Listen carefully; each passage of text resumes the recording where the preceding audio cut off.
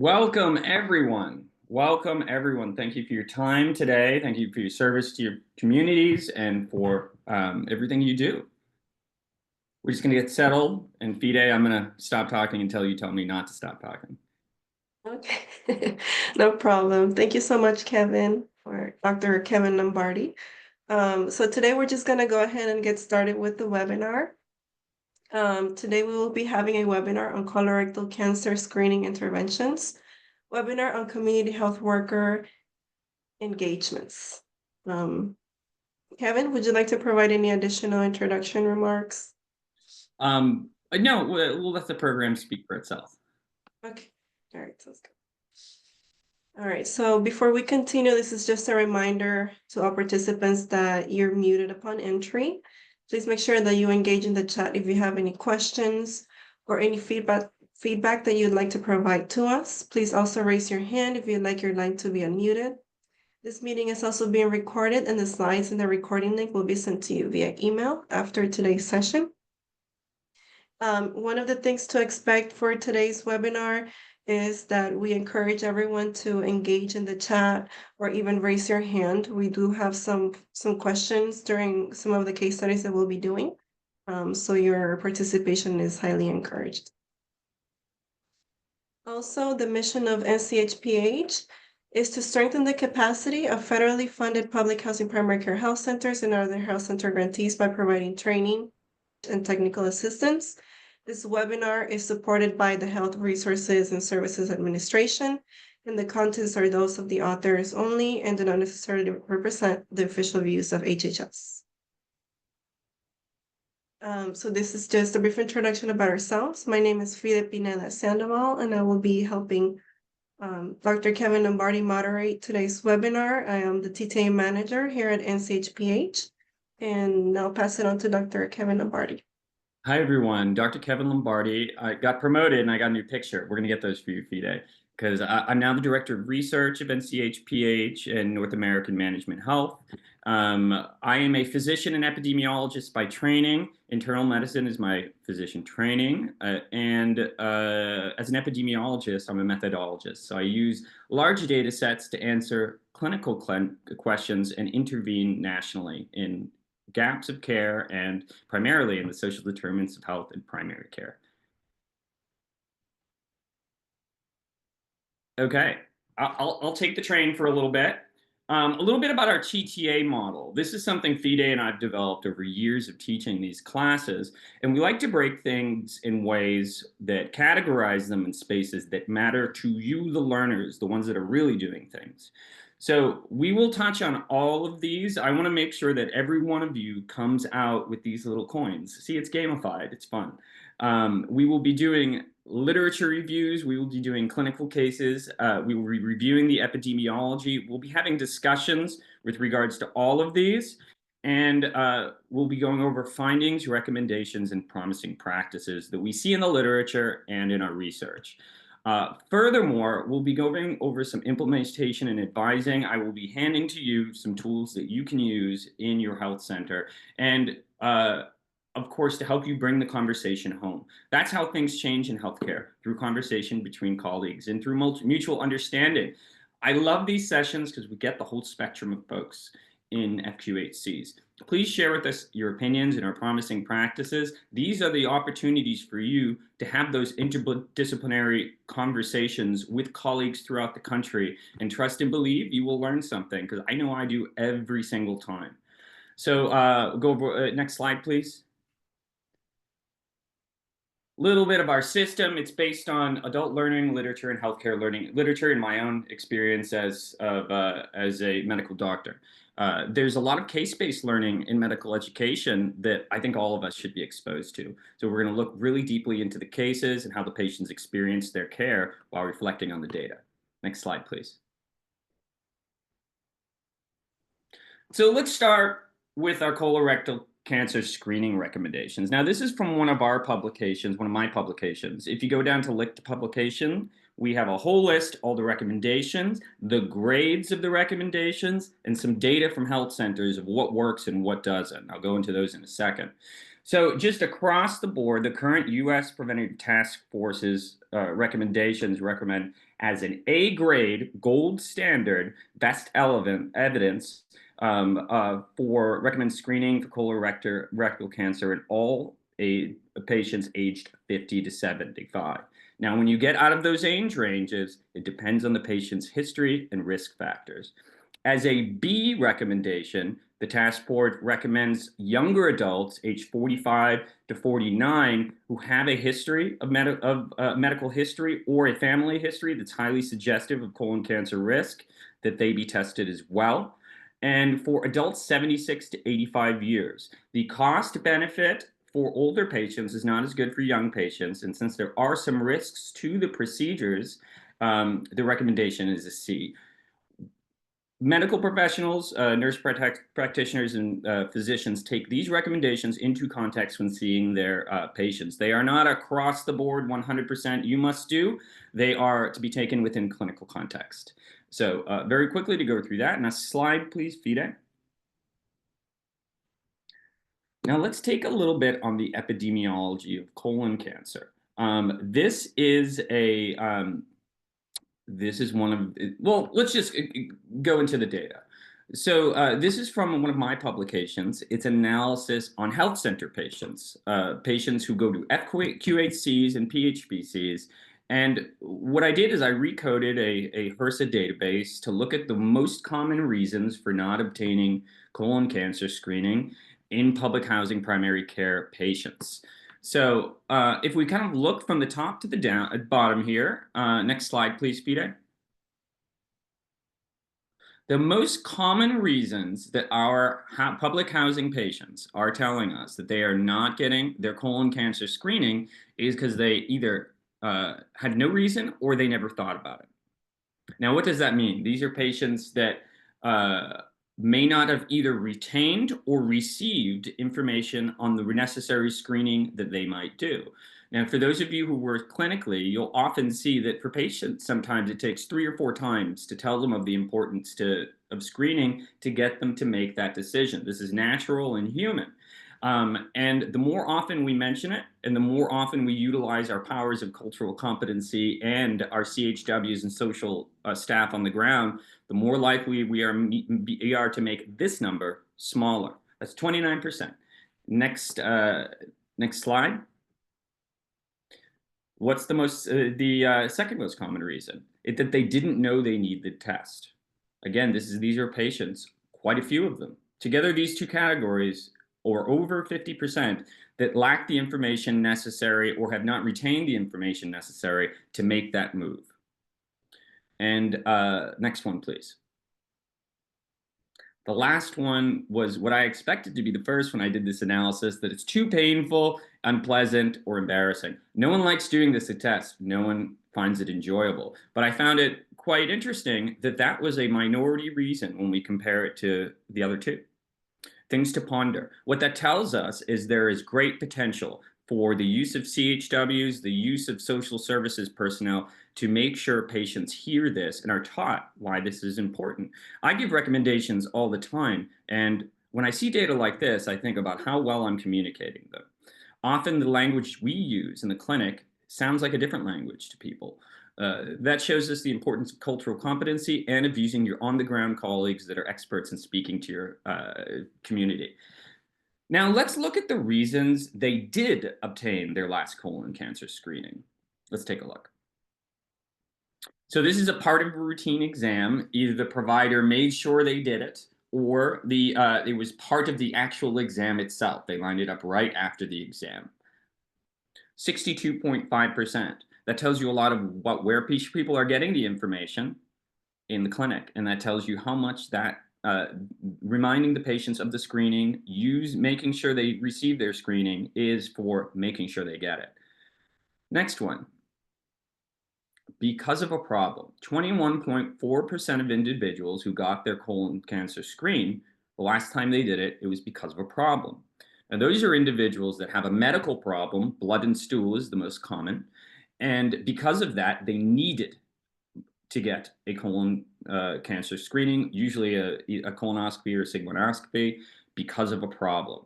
These are individuals that should have had their screening for a different reason. These are individuals we missed or did not know and had to get their screening when there was an issue. For these individuals, well, what are these issues usually? Well, they're usually not cancer, but when you get those colonoscopies back, when you're impatient, you get to see the pictures. And very often they're finding polyps or they're finding benign or sometimes malignant cancers during those checks for a patient who has bloody stool or sometimes loss of weight. These are patients that are at very high risk of having metastatic cancer compared to the individuals who didn't come in for a problem. Those are the folks we need to make sure we get for this next time. And next is the follow-up exam. Fide, could you go forward 2 slides, please? So for those of you who are data curious, here's the data from the study itself. If you'd like to look at the other things, Fide, you can go through these slides. The next one, please. The next one. These slides are designed to be like a consulting document for you. So all of the research I go through, I'll provide all the data and the links to the information, and encourage you to bring the conversation back home and check things and think about how you can change your practice and protocols. Next slide, please. Okay, now let's go into a literature review. We're going to use this to go into some of the recommendations that have the most power behind them. And when I mean power, I mean systematic reviews and meta-analyses, all the way up on that evidence pyramid. These are things that give us that allow us to have the most confidence when we're speaking about interventions. So let's start with the gold standard with what we have. This is the systematic review from the U.S. Preventive Task Force for both colon cancer and cervical cancer. What they did is they took all 1,000 studies that have been done on this and examined them methodologically to make conclusions. And what they found was that engaging community health workers increases cervical and colon cancer screening use significantly. And some of the data is right here. That had a significant, and these interventions, when taken on the population level, had a measurable impact in life expectancy in their communities. This should, for all of you, emphasize the serious and great importance and critical nature of CHWs and social personnel in getting these screenings to be done. They are data-driven, and they are some of the most effective ways we have of getting people to uptake those screenings, especially those who are resistant. I would strongly recommend for those of you who are data curious, take a look at this study. It is fantastic, and I'm only able to touch on a little bit of it during this presentation. Link to the bottom left. Next slide, please. Another one. A systematic review of cancer screening and essentially different modalities for using it. I'm going to use this paper to go through some promising practices now. The researchers in this study looked at 400 different studies of CHW use for colon cancer from across the United States and looked at the individual things that CHWs do, such as group education, individual education, coaching style, long-term interventions, and looked at the specific evidence for that.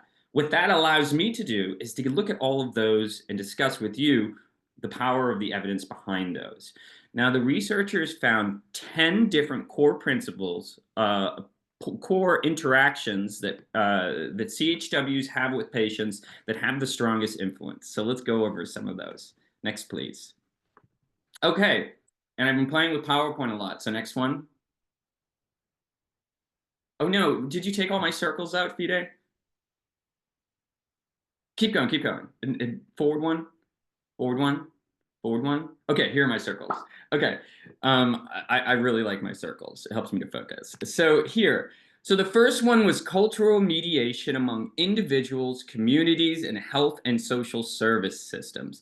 Now, Fide, can you tell me why you think this one would be important for getting certain populations to maybe consider their colon cancer screening when they hadn't? Oh yeah, sure. Definitely, I think cultural mediation would help improve communication strategies among patients, especially from community health workers. So, kind of like having the cultural background from different populations, whether they may be Hispanic or Asian or Let's say they from. are. They don't speak English. Mhm. They've Yeah. only been in the country for a couple of years. How does that help? Well, definitely, like if you have a CHW that is fluent in another language, then it's easier to communicate that kind of information with the patient. 100%. 100%. Before I take it, do you have anything else to add on that? So this is one of the findings that were found with the best statistical evidence is cultural mediation. And the reason is many of our patients come from countries that have very different health systems. And the idea of getting a colonoscopy any 10 years is gonna seem weird to them. Having those CHWs on the ground that know your communities allows you to be able to interpret that. Now, this is where CHW work is an art too, because although there are protocols explaining how you should discuss this with patients, they most certainly aren't studied in all communities. You know your community the best, and your ways of understanding how they retain, receive, and bring in knowledge is going to make this number one make a big difference. Now, a reminder that if we have a patient that's from a different country, doesn't speak English, and is unable to access information from our healthcare system, they probably won't have their screening, period. So that is a necessary implement and something that CHWs do for the care team that none of us really have the time to do as effectively as they do. And that's just the bottom line. Next one, please. Providing culturally appropriate education and information. In the CHW realm, this looks very similar to number one, ensuring that your patients have access to information that makes these interventions seem safe. Colonoscopies are uncomfortable. They're an invasive procedure, and people don't like getting them. There's a certain amount of marketing you need to do to convince people to do that. And that's going to be different in every language. How you discuss information, how people take in information, know your community and know how they understand and know what appeals to them. But being able to tell individuals that the risks that they will experience if they do not get colonoscopy are very high is a very core component of that in any language. 3, please. Care coordination, case management, and system navigation. This is the third one that had among the best evidence of core things that CHWs actually do. And let me tell you, I'm going through this because in most papers where they look at that, they just look at CHW interventions and say CHW helps. It's very vague. It doesn't talk about the things that they actually do. This data allows us to say these. I'm not just making this up. This is from the statistical analysis. These are the things that work. Care coordination, case management, and system navigation. When these patients leave the clinic, sometimes they're difficult to get. They may be unhoused. They may live in a different community and have transportation issues. They may have a variety of social determinants of health issues that prevent coordination of care.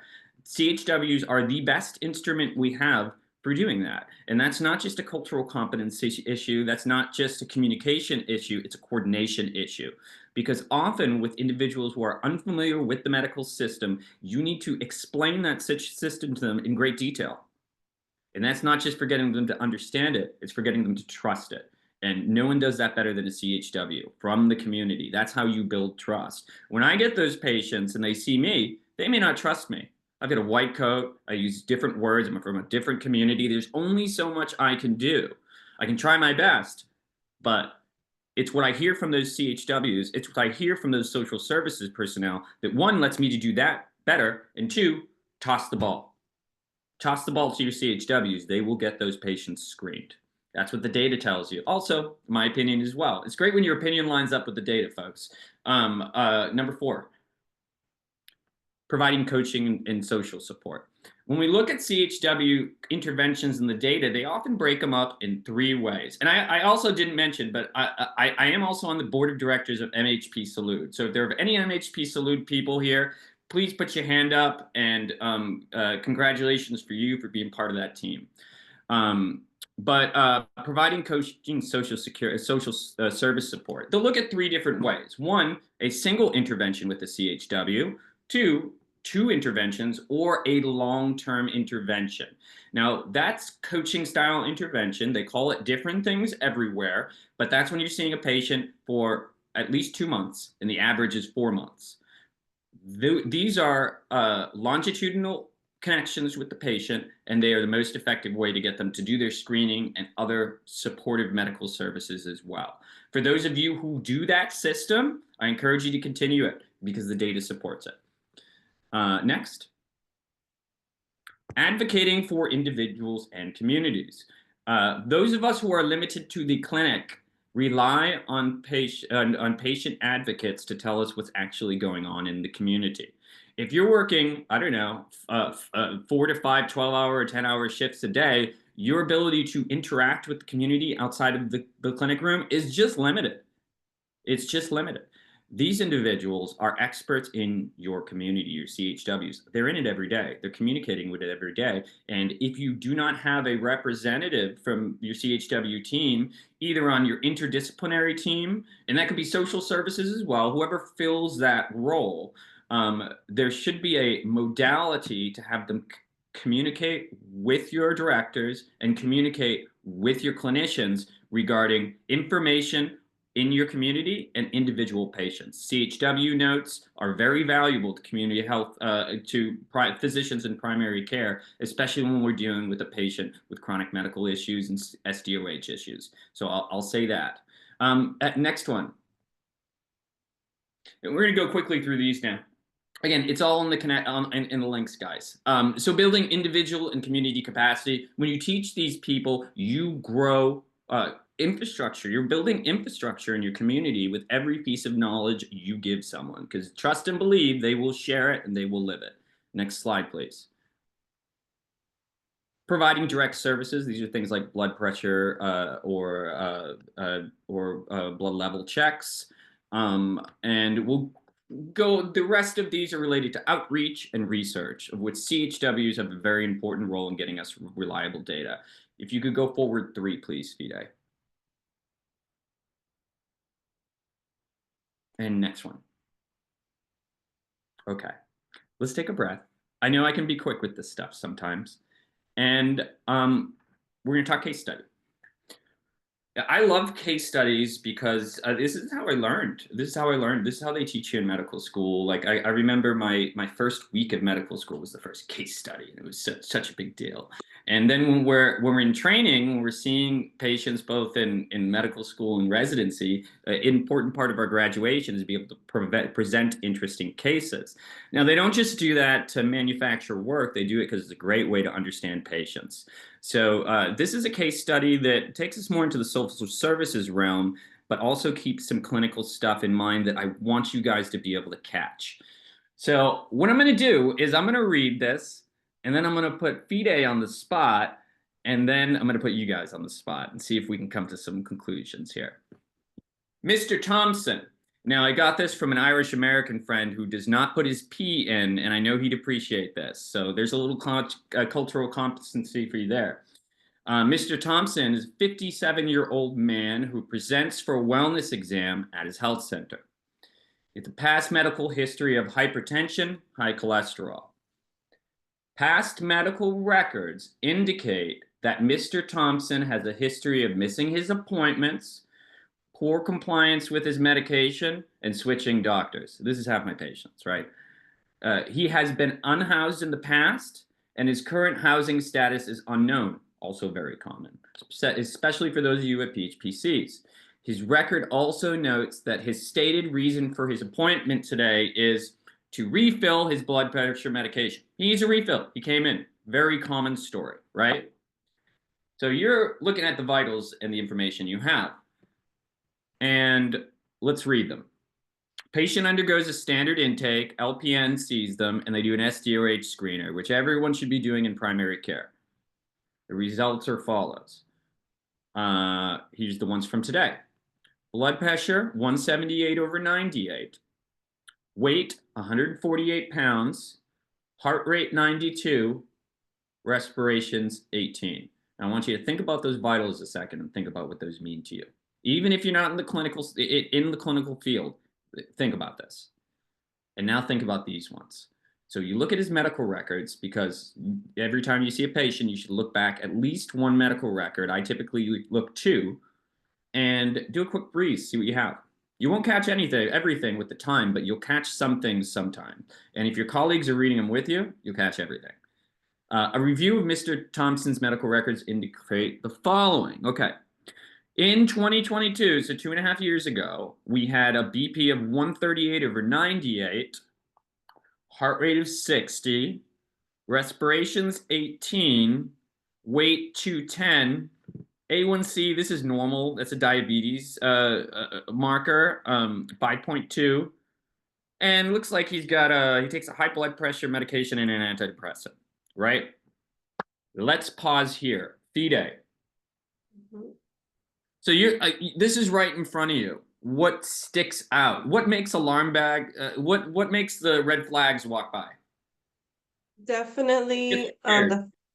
sorry, can you hear me? Yeah. So definitely the fact that he has hypertension, and it seems to be uncontrolled. And as it is stated here in the case study, he has been missing some of his medication, so that could be a factor.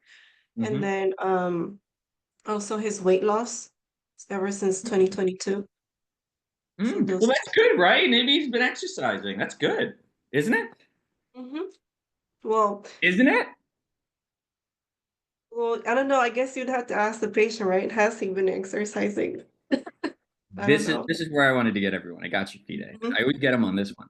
Uh, this patient lost a lot of weight in 2 years. Now, what they nail into your head in medical school and residency, and what I will nail into everyone's head here, it's a very nice nail, by the way, is when you see a patient that's lost that much weight in that much time, you better ask a lot of questions to yourself. And either the Olympics are coming up or there's something going on here, and you caught it exactly right. Now, the second issue you caught 100%. It's the hypertension. This patient has gone from mildly hypertensive, to close to a hypertensive emergency in a couple of years. And your explanation is 100% what I think it might be. We've got medication noncompliance. What are some other things you think? We'll get into those in a second. But those are the things that really stick out for me here. Now let's go to the Yeah. next. Well, Oh, go we ahead. Go do ahead. have, yeah, a participant also said that they would ask about substance abuse. Um, 100%. Let's get that participant to say something. Let's get them. yeah. Can you pull them up? Why did that come to your mind, and what are you thinking? I want to hear it. Sure. Let me see if I can unmute their line. Susan, please here.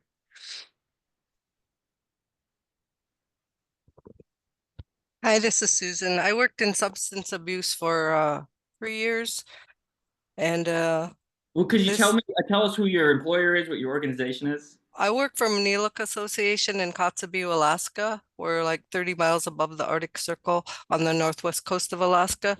I Um, love we Kotzebue. we have a lot of substance abuse up here, and working in social medicine, I see a lot of patients like this that are usually they were usually my Vivitrol patients, so that's why I mentioned that. You don't That happen to makes know sense. Dr. Lisa Wexler, do you? I sure do. Yeah, I was one of her mentees years ago. So I know so much about your community. I've published some papers with her. Could you tell us a little bit more about your community, like what type of individuals tend to live there, and a little more about what you just said, because it's such an important thing for everyone to know. So our population up here is about 80% Alaska Native, and we have about 8,000 uh, people in our region, about 3,000 in Kotzebue, where I live in the hub community. So we have quite a alcohol problem, even out in the villages as well as here in Kotzebue. We're starting to get a lot of other. We have like 2 marijuana stores here, so now we are getting a lot more In marijuana use Kotzebue, you have also. two in Kotzebue? Yep. Wow. That's a lot for a small community. Now, Susan, I interrupted you. Do you have anything else to add? No, nope. Thank you for letting me share. Thank you for sharing what you do. And yes, so when you see weight drop like this, I'm sending you in a cancer direction, but substance abuse is 100% what you should be thinking about. 100%. Individuals who have gone, who have relapsed, who are new substance users, and this is amphetamines, opioids, a variety of different, and alcoholism as well. You'll be able to see it in their physical signs and symptoms. You'll be able to take that clinical, that suspicion to the next level. Now, I want to add one thing about Kotzebue, because I remember something clinical that Dr. Wexler and I worked on. For individuals who are of Alaskan Native background, who were struggling with high levels of suicide and substance abuse, her intervention was to get them involved with Native activities, hunting, fishing, traditional activities, which the area is famous for. And what they found was that intervention increased their resilience to suicide and substance abuse. So I would say all of you that are working in Native communities, that involving folks in their culture is an important aspect of the social determinants of health that is different than in other communities that we should keep in mind. And I'll see if Susan, if you have a final word on that. It's funny you mentioned cancer. I'm the cancer clinical nurse manager here at Manila, and that was my first thought too. You know, the weight loss, but just based, I mean, and it could be, you know, had this person been an Alaska Native, they would be high risk for colon cancer because we have one of the highest colon cancer rates in the world. So, you know, could be even both. Mm-hmm. Mm-hmm. And sometimes it's not more, it's more than one thing. That's something that trips me up all the time. It's more than one thing. Well, thank you for your service to that community. Thank you so much for that and for sharing. Now, let's get into the social stuff now. Next slide, please. Okay. So as I said, everyone should be into doing the SDOH screener. This has gone from an additional thing people do to a important promising practice within just a couple of years. It allows you to connect your clinic to your on-the-ground social workers, and it allows you to communicate that in a data-driven way. Many people use the Prepare. I'm using WellRx here because I want to make sure that everyone know that if you feel like there aren't enough questions on any of these screeners to catch social issues in your community, the data says, and I'll give you the papers if you want, that you should add things. So, example, if there was if you were in Kotzebue, maybe you'd want to ask people if they engage in native activities such as hunting, fishing, or traditional crafts work. You may find that valuable. Have the conversation with your colleagues about your community. So anyway, Fide, read this SDOH screener for me. Bam, put it right in front of you. What do you see? Read it for us. Oh, yeah. So in the past 2 months, did you or others live with eat or small meals or skipped meals? So clearly this person has skipped some meals, is experiencing homelessness, or they're worried that they may be experiencing homelessness, is having trouble paying for their bills, is also having trouble finding transportation. And then moving on, we also have here that the person is also experiencing unemployment, and is having trouble finding a better job, and he is feeling unsafe as well. Okay. So we have an individual with a number of stressors on his SDOH, in his SDOH realm. Fide, do you think this has anything to do with that patient's stress?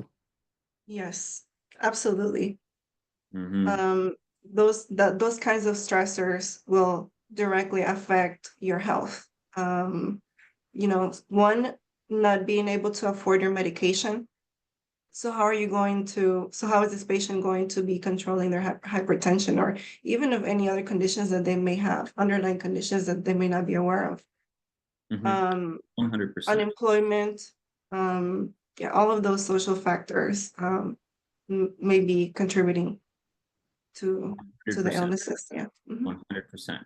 The social realm is very medical, okay? The way that these things affect you is chemical. Stress affects you in a very real way. Elevated cortisol for a long time has a number of downstream effects. One of them, male pattern baldness. Another one, hypertension and diabetes. The diabetes and hypertension in particular greatly exacerbated by life events. That's not just the physical and chemical way that the cortisol affects you, but it's what makes you do. It makes you eat foods that will make those conditions worse. There is a mismatch between what our bodies were made for and what our modern environment is. And this is one of the ways it really sticks to people. So 100% Fide. Let's move on to the social. So we're talking to the patient in the clinic now. We've reviewed his info. He's had his screen. We're looking at him. We get to check him. We get to ask questions. Mr. Thompson is treated by his provider, you. Upon physical examination, Mr. Thompson is noted to be withdrawn and to exhibit closed body language. Okay, this is the person who's uncomfortable, who doesn't want to talk to you. His responses are terse, and he seems irritated. His physical examination is noted for posturing. So he's sitting like this, reduced reflexes, and weakened gait. All risk factors for colon cancer, by the way, for disseminated colon cancer. He is noted to be thin in appearance. And we'll add emaciated there as well. He appears emaciated in appearance. That's when you can see people's ribs, you can see their musculature, and see that not just that they haven't just lost fat, they have lost parenchyma, they have lost muscle, and as a result, they can't walk or move like they did. Best way to check that in the patient: walk to the door and back. Okay. Walk to the end of the hall and back. Watch how they walk. You'd be surprised what you can figure out having people do that. How they move their legs, how they move their calves. All of these things are very clear indications of what the patient is experiencing every day and the challenges they will experience if they're going out in the world walking like that. If you see a patient who a couple of times has to touch the wall, do you set someone you feel safe walking down the street? No. Here's your opportunity to intervene right now. So, have your patients walk. It's fun. When questioned regarding his results, Mr. Thompson reveals the following. 1, Mr. Thompson worked as a welder until 3 months ago when he was laid off. He has 2 months of unemployment available. 2, his truck is unreliable. He uses Uber and walks for transportation. 3, Mr. Thompson has a family history of colorectal cancer. Bing! Brother and paternal grandfather. He just went up the risk list. Mr. Thompson has never been screened for colorectal cancer. Bing! Oh, he's 57 years old. Okay. He has a family history. He should have been checked at 45. He states reason is that he didn't know and he forgot. Very similar to what our data says people typically say. Mr. Thompson has been taking a half dose of his prescription medications because he no longer afford the medication.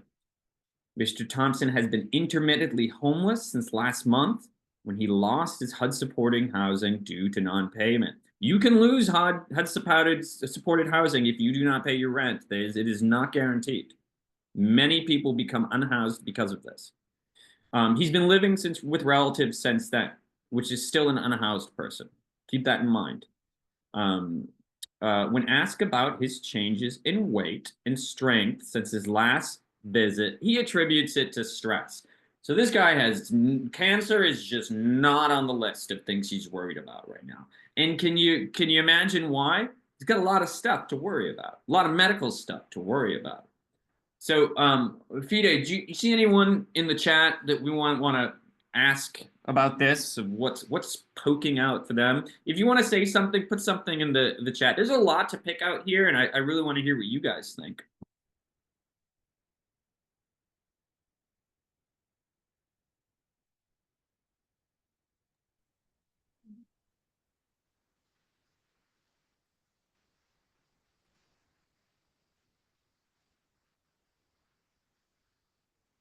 You can also raise your hand if you would like your line to be unmuted.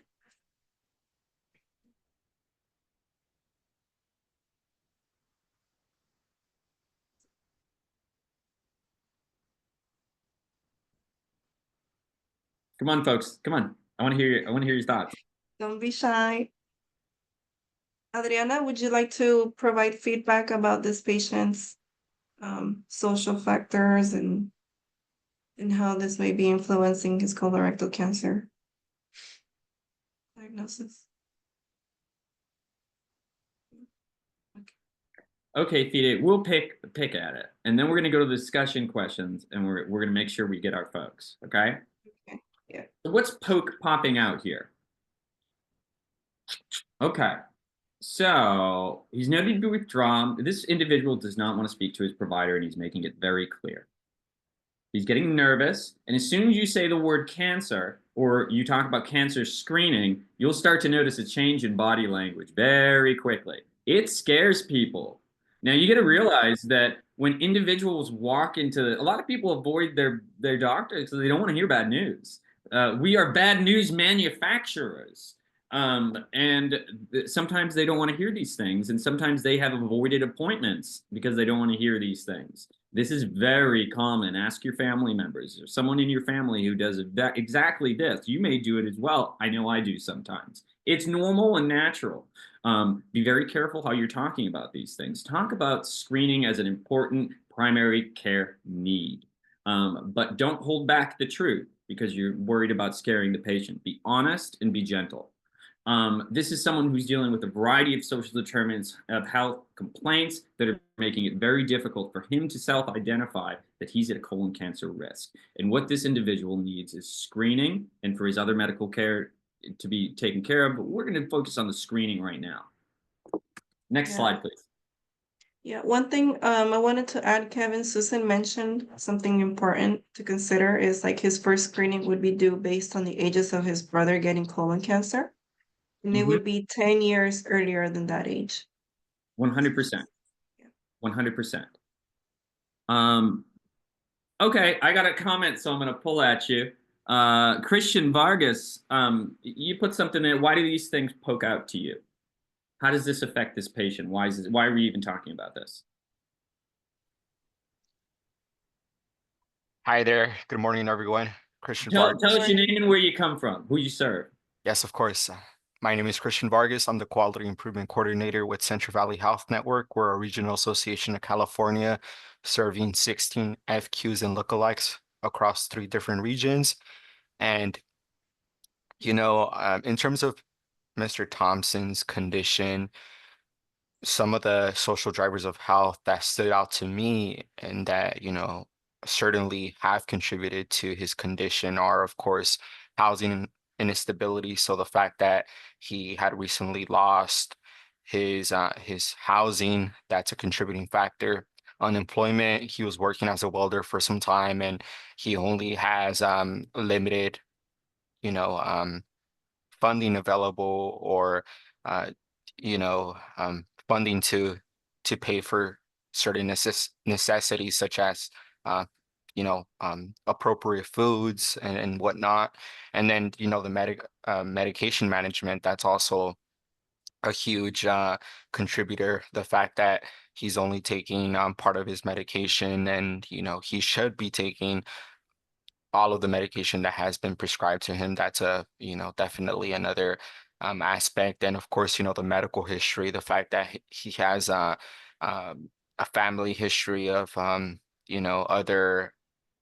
other members who have been uh, who have gone through that experience of having colorectal cancer screening. I think that certainly adds another layer to it, and that's one of the main reasons why Mr. Thompson may feel some level of mistrust or discomfort when talking to his primary care provider about the importance of, staying up to screening and considering the fact that he has that family history. And so he has a higher risk of being diagnosed with colorectal cancer screening. And so it should, that screening should begin even before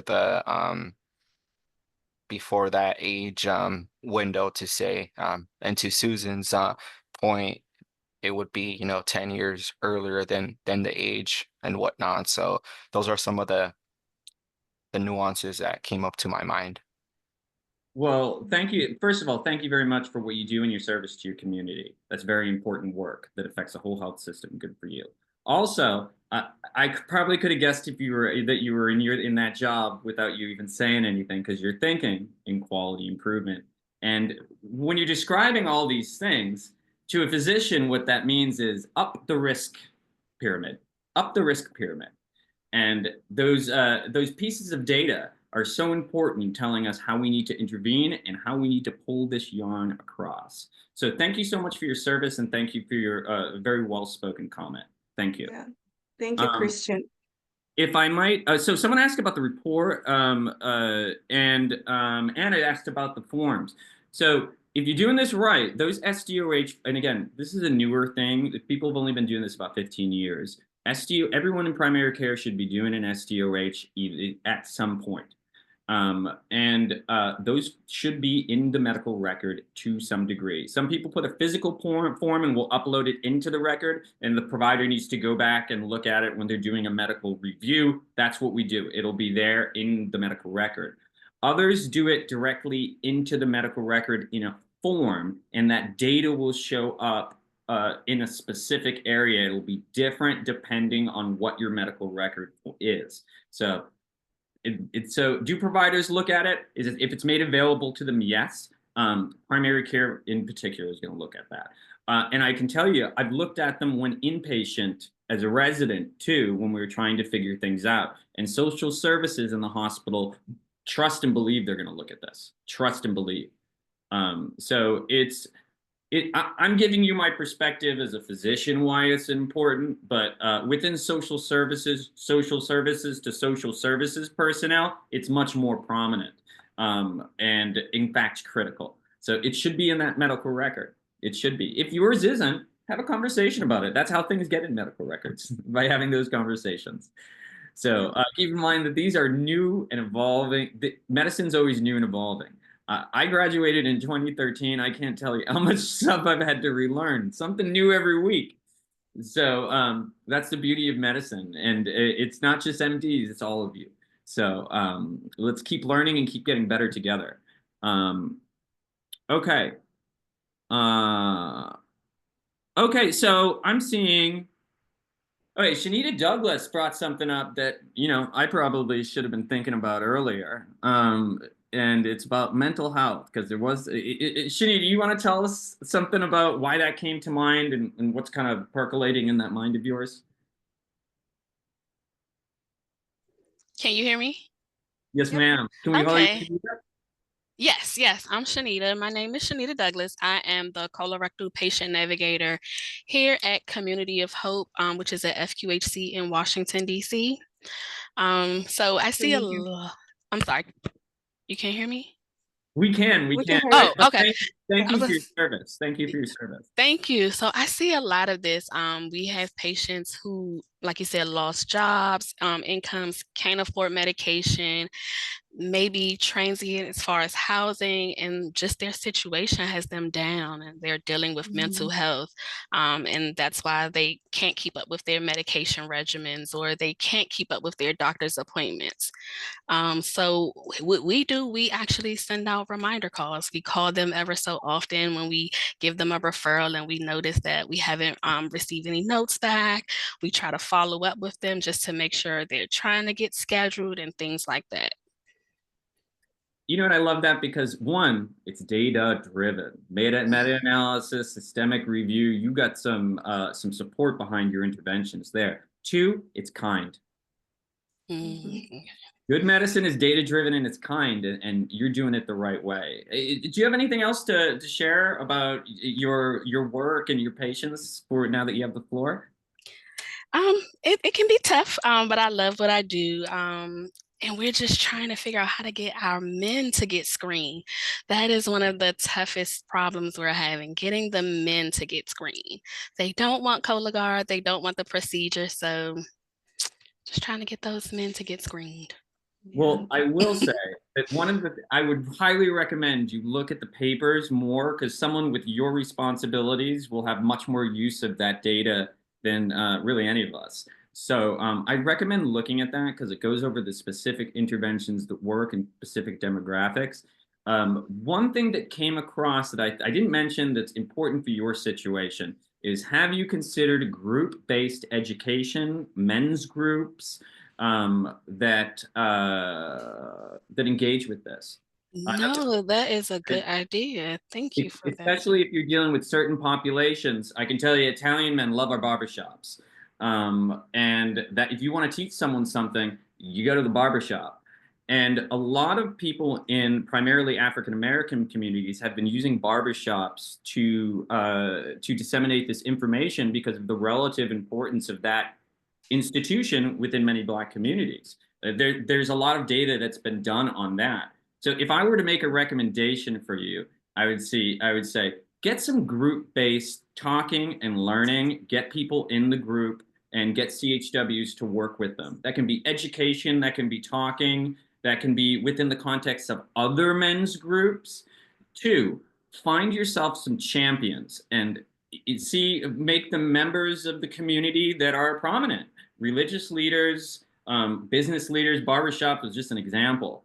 Find people who are willing to put information out for you. Gotcha. And that's how you will get folks. Because let me tell you, when I'm talking about like my community, old Italian guys that don't talk to anyone except an old Italian guy.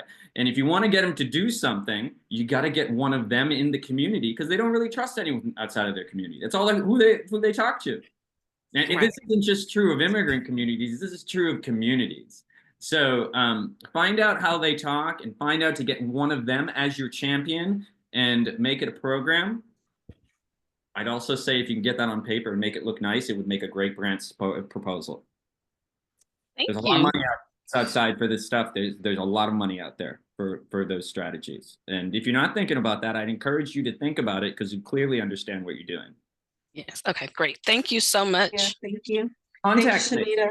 Contact me. Don't be shy. The email will be at the end. You're doing great work. And to all of you, this is a conversation can save a life here. Where else do you get that? Not many places. Not many places. Every time you say that, you make a chance of saving someone's life.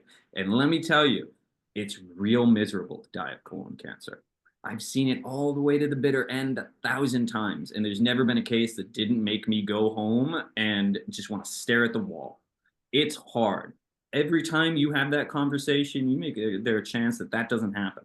Do you know how many people I've had in the hospital that were dying late stage metastatic cancer because there was some misinformation that caused them to not get screened or to not get treatment? So many. Every time you have a conversation, you're never going to have a 100% success rate, but for a conversation, that's a real small ROI for a really big benefit. And I'd like you to think about it like that. These are our uncles, mothers, sisters, brothers.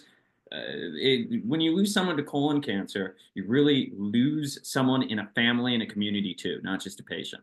So I know you guys know this stuff, but sometimes I need to hear myself say it too. Yeah. How are we doing on time? All right. Well, thank you. Thank you, Kevin. We do have, I don't know if do we have time for another participant? We do have one hand raised. Okay. David Smith, would you like to chime in? And David or Mr. Smith, if you could introduce yourself and tell us what you do and who you serve, please. Yes, can you hear me? Yes, sir. Hi, how you doing? David Smith. I'm from Springfield, Massachusetts. I work for the Caring Health Center, and I'm a community health worker there. So with the SDOH screenings, yeah, we see that a lot, where men of color, Black and Latino men, they need a little push. So who I used to work for was a program out of the YMCA called the MOCA program, Men of Color Health Awareness. So these men are out in the community all the time doing services. They're having services. They're connecting with community health services and hospitals and doing events for everything, primarily the colon cancer. And that's a true statement where you have to see, men of color need to see someone, or they need to get the information from someone that looks like them in order to believe it. And it's a real thing, because they just feel like, they've been taken advantage for so long by somebody that doesn't look like them. They need to know from someone that looks like them, that's the truth. Yes, if you go do this, you go do that, things are going to work out better for you. So I'm an advocate for that. I work for them. It's a great program, and I team up with them all the time and send guys to them. And it works out. It's positive program that works well. David, I can't imagine how many That's lives excellent. that has solved, has saved, something like that. Yeah. 100%. It's awesome. It's awesome program, and these guys, they've been doing it for over 10 years now. And they do a really good job, and they're out there all the time, and they're just trying to help save lives because of course, a few of the men that do this work had cancer before in the past, or they had drug addictions, and they're also helping themselves while they're doing this work. You know what I love about this? First of all, David, thank you. Do you have anything else you'd like to add about this? No, that's good. Thank you. Thank you for that. A very powerful program, and I can't imagine how many people they've saved.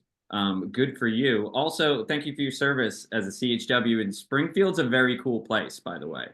Very cool place. The Valley, beautiful area. Love those mountains. The fall. It is.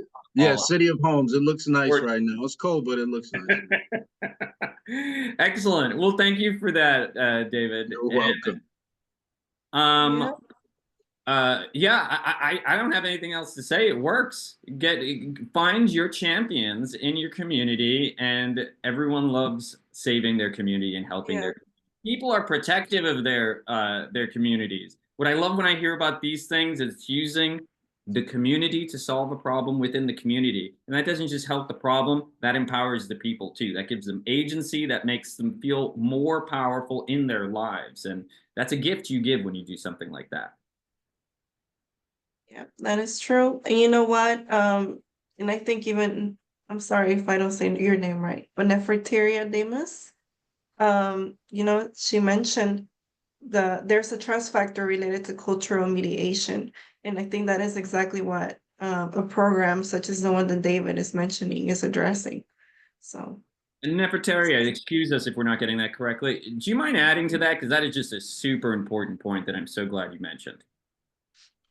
Oh, let me unmute her line. There you go. Hi, everyone. You did get it right. It's Nefertaria. Nefertaria. Okay. You got it absolutely right.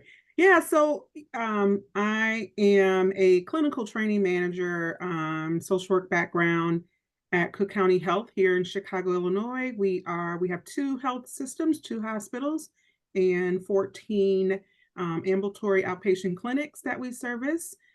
So what David was saying is very, very true, in that, people receive information.